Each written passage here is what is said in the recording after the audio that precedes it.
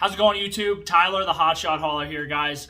Bringing a video to you all talking about scams, okay? And things to, I guess, look out for that will just cost you money and can do serious damage to you, your business, your bank accounts, everything. So let's get started. I want to talk about 5 different things you have to be made aware of. First and foremost, guys, the first scam that I fell for and I was a victim of was in 2022. I received a document straight to my house from what was supposedly the state of Colorado. It looked like an official letterhead. It looked like an official document. And they said, hey, we need you to write us a check so we can, you have to fill out this form inside the envelope, send it back with a check for $75. We will update your anything to do like with your business, and then we will send you the legal poster that has all the workman's rights and all that type of crap on it. Me just being naive, I was like, okay, cool, you know, whatever. I wrote a check, I sent it in, nothing happened for like 2 weeks, and I was like, okay, I probably should have heard something, I should have got something. I pulled out the document, and I did a quick Google search on the document, and it was like every result in the top first page of Google was scam, scam, scam, scam, scam. Okay, even from the state of Colorado, they had an official article about don't fall for it. Well, I fell for it. So, what ended up happening was I caught it in time, I guess, before they took the money, but it didn't really matter because they had all the information that they could have done to do serious damage to me. So I ended up having to close my checking account, open a new one, cancel the check, cancel all that crap, and then I had to open a new account. Basically, I only lost like $25 for the stop check, and then I lost a ton of time to open new accounts and deal with the headache. It was a disaster, okay? Had to get new debit cards, everything. It was a disaster. And of course, it was on my personal account because this was actually before I had business accounts established, okay? So it was a big nightmare. Don't fall for that crap. Number 2, I don't want to say it's necessarily a scam, but it's basically services that you're overpaying for, okay? So when you go out and you get your DOT number and your authority, I'm not exaggerating, after it gets approved, the next day you are going to be receiving thousands of phone calls. Your phone will be ringing nonstop for like basically 3 days, okay? I'm not exaggerating, okay? And you're going to be reached out to by all these companies who want to help you, you know, get your driver qualification file set up. They want to sell you dispatch services. They want to do all this stuff, okay? So, I used Federal Carrier Compliance, okay? They happened to be the first ones who called me that morning.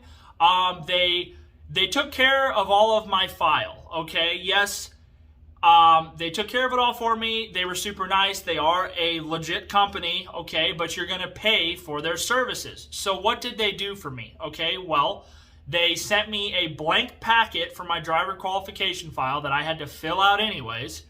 They updated something with my authority because I guess when I submitted it, that I guess I messed something up, so they fixed that. And then they charged me an absorbent amount of money to pull a motor vehicle record on myself, because for your driver qualification file, you have to pull annual MVRs on yourself, even if you're an owner-operator. Other thing that they did was they did my UCR. For that process, they charged me, I think it was $650, okay? So being new, I was like, okay, yeah, whatever, you know, here's my money. It got the job done. It got me started. Well, let me tell you how much that should have costed, okay? So for the thing that they fixed on my MCS 150, okay, you can fix that completely for free. You go just log in, get your DOT pin, and go into your portal and fix your MCS 150. Completely free. Don't ever pay for services for people to file your MCS 150, guys. That is a huge, huge, like, easy way for people to just gut you for money. You can literally do it yourself and it takes 5 minutes. So don't pay for that crap. 2, the motor vehicle record. Federal Carrier Compliance recently just called me back. This guy who tried to sell me this crap, he sat there and told me that my MVR needed to be done by them because they have to send documentation to the FMCSA. Guys, that is a load of crap, okay? your MVR sits in a binder, your driver qualification file, which has to be technically like secured away from all other eyes and all that type of stuff. Guys, MVRs and your driver qualification files only need to be seen if you get audited. As long as you pull an annual motor vehicle record from your state or your county, however they do it, and you pay like $12, that's it. You just have to do it annually. That is it. Okay? Keep it in the binder. Nothing gets submitted. That is all a lie. And they're going to try to sell you these services for hundreds and hundreds of dollars for something you can do for $12. For your UCR, you can go in and you can do that yourself, and you just pay the fee, okay? For the driver qualification packet that I had to fill out myself, guys, you can literally reach out to your local like state patrol, and I promise you, you talk to a port of entry person, they are going to send you a PDF that has literally everything you need in it. Don't waste money on these other companies that are trying to just take your money. That's all they're trying to do. Stay away from them, unless if you really don't want to spend the time to do it, then go ahead and throw away hundreds and hundreds of dollars, because I guess that's what you choose to do. Number 3, giving out your checking account info when you are booking loads. Guys, do not give out your checking account info to a brokerage when you are booking loads, or a supposed brokerage. The only people who should have your checking account info is you, your factoring company, and then if you so choose to give it to the accounting department of the brokerage if they offer direct payment. Now, I don't do direct payment during setups. I never accept direct payment except for my factoring company. I don't do it. I wait for checks. I don't want my information out there. I've already had enough hiccups with giving out my checking account info. Okay, guys? So be wary with that. I don't know the aspect. I know a lot of brokerages do quick pay and all that if you give them your checking account info and all that stuff. I don't do any of that. I would advise keep that information sacred. Number 4, multiple phone numbers coming from brokerages or like dispatch services. Guys, you will be receiving phone calls constantly from people wanting to sell you dispatch services and give you supposed loads and all this type of garbage, okay? Let me tell you, probably about 10% of them are legit. The other 90% usually don't speak English. Hang up the phone, okay? But if you get contacted by a brokerage or a dispatch service, and let's just say that they want to do work with you, if they start calling you from multiple phone numbers, and if they have multiple phone numbers, that's kind of a red flag, guys. A single brokerage that I've called from, yes, they have multiple phone numbers, obviously, because there's different parts of the brokerage. But when a broker calls you, or a person from a dispatch service, it should be on the same phone number. Whether that's their cell phone or their office number. Maybe usually they have an office number and a cell number. That's about it. Be careful with that, guys, because that's red lights, red flags for you're probably walking into maybe a potential scam situation. So watch out for those things on that. Number 5, guys, and this one was brought to me from a subscriber. He actually talked to me this morning about this, and I felt horrible for him. He is a brand new carrier. He just got into hotshotting, and he was scammed for nearly $900, okay? And let's talk about how that happened. So, he got swindled into going with a supposed dispatch company, okay? This dispatch company had him fill out an application, and they charged him a $300 administration fee to process to get him into the dispatch service, okay?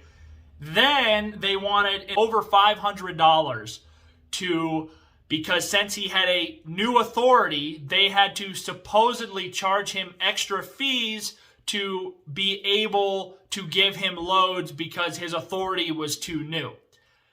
This guy, he paid them all this money and they vanished. It sucks for him. Guys, when you are a new carrier, you are going to be targeted for scams, and that's why I'm making this video, because the last thing you need to do when you're already making mistake after mistake after mistake, you're costing yourself money doing stupid stuff, learning hard lessons, the last thing you need to do is somebody to come in and just steal money from you, okay?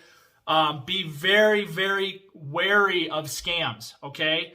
But let's talk about dispatch services, okay? Guys, I don't use dispatch services. I've steered away from them because I don't trust them. Speak English, a lot of them, they are red flag central for my hairs on the back of my neck standing up. That's just stuff is not right. I stay away from all dispatch services. I know a lot of guys have great luck with them. I want nothing to do with them. I don't want them representing me, my company, or anything to do with it. I will do everything with my business myself. Go with a dispatch service. Here is how it works. They will take a percentage of the load that they give you after the load has been completed. At no point in time should you be paying them money for any type of fees or anything like that before your load has been completed. After the load has been completed, it's similar to factoring. They take their percentage, and you get your money, okay?